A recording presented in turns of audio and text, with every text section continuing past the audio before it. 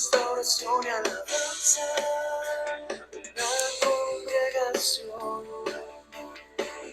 congregación donde está Jesús en mi corazón. Una gota de reflexión por Carlos Santos. Conocer lo bueno y no hacerlo. Existen muchas normas morales que acompañan los diferentes reglamentos en todos los espacios de la sociedad, y conocer lo bueno y no hacerlo trae muchas consecuencias. Pero si nosotros nos concentramos un poco en el grupo familiar, vemos que las familias están llenas de recomendaciones y reglas que salen del corazón del padre y de la sabiduría de la madre. Nos preguntamos, ¿por qué conociendo lo bueno no lo hacen especialmente los que conforman esa familia y más exactamente los hijos? Esto es lo que ha llevado al desastre a muchos muchachos que, a pesar de conocer lo que es bueno, hacen lo contrario, rebelándose así contra los padres, y no solamente contra los padres, también contra la sociedad. Y hay un ejemplo que nos muestra la palabra de Dios, muy claro, que fue con Salomón. Salomón, el hijo de David, desde los años tiernos de su vida, se acostumbró a pedir sabiduría, porque sabía que esta era la fuente de prosperidad, paz y gozo. Cuando éste llegó a la edad adulta, reconoció la importancia de la sabiduría para poder gobernar al pueblo. Y efectivamente, en un acto de humildad y sumisión, él se la pidió a Dios. Dios se la otorgó. La primera de tantas esposas que tuvo fue con la hija de Faraón.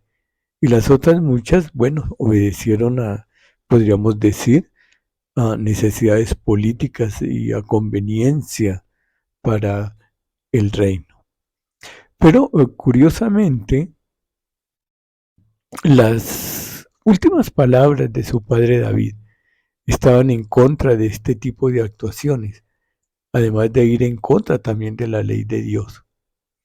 La pregunta que uno se hace es, ¿por qué Salomón, sabiendo que lo que estaba haciendo estaba mal, por qué lo hizo? Esto nos recuerda lo fácil que es reconocer lo que es correcto y aún así no hacerlo. Y el apóstol Santiago dice a este respecto en Santiago 4:17, dice, y el que sabe hacer lo bueno y no lo hace, le es pecado.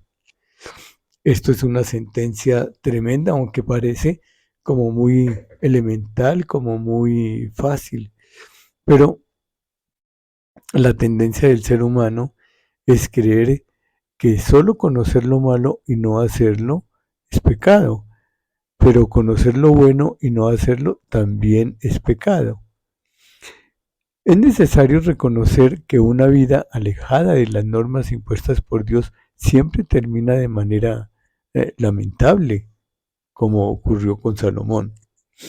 Exactamente qué pasó.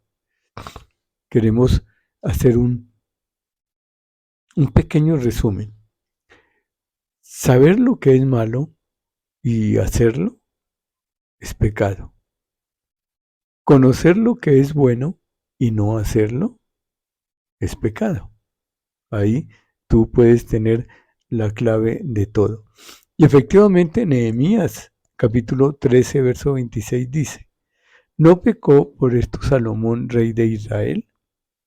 Bien que en muchas naciones no hubo rey como él, que era amado de su Dios, y Dios lo había puesto por rey sobre todo Israel. Aún a él le hicieron pecar las mujeres extranjeras.